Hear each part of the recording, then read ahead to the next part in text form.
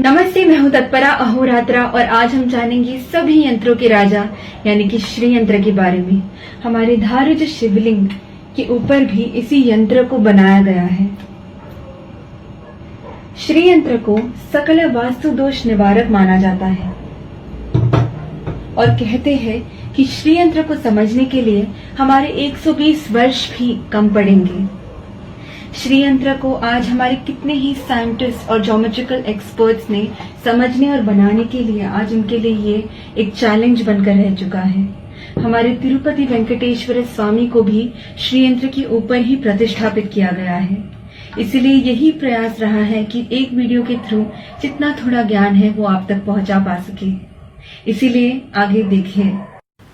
जब देवी पार्वती ने भगवान शिव द्वारा इस पूरे सृष्टि का सार समझना चाहा, तब भगवान शिव ने मिट्टी पर इस श्रीयंत्र का रेखा चित्र बनाया और समझाया कि ये श्रीयंत्र ही हमारे पूरे संसार और सृष्टि का प्रतिरूप है।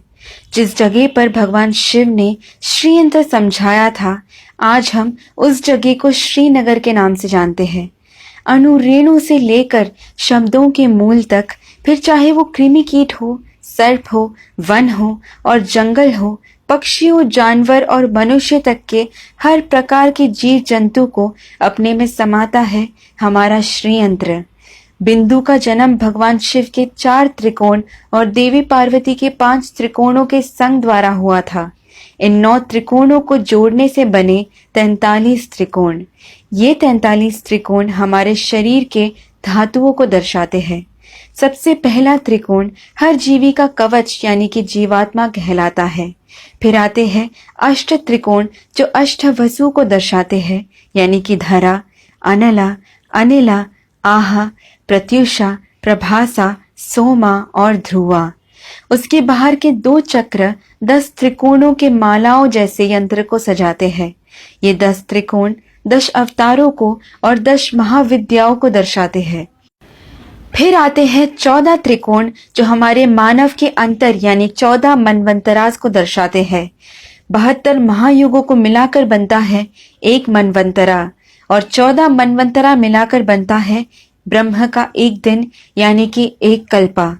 उसके ऊपर 8 सिर वाले सर्पों का चक्र बना है जिसे नागदल कहते हैं।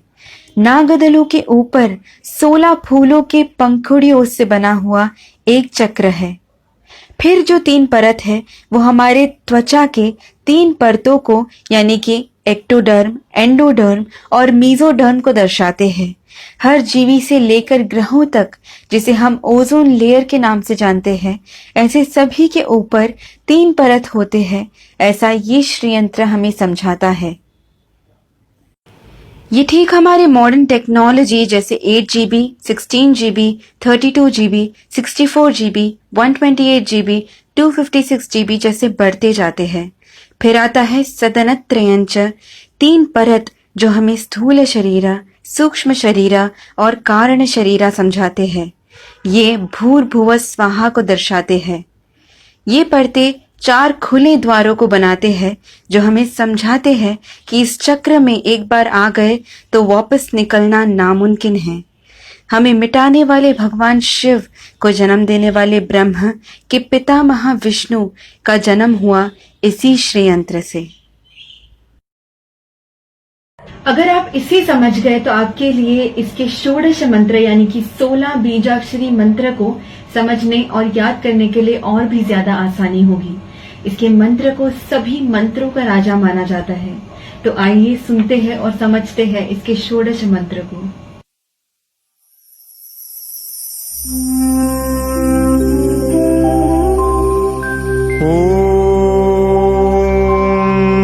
बिंदु त्रिकोण वसुकोण दशार युग्मा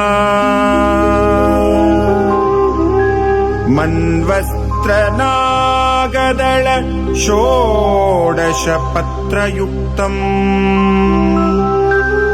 वृत्तत्रयञ्च धरणी सदनंत्रयञ्च श्रीचक्रराज उदितः परदेवतायाः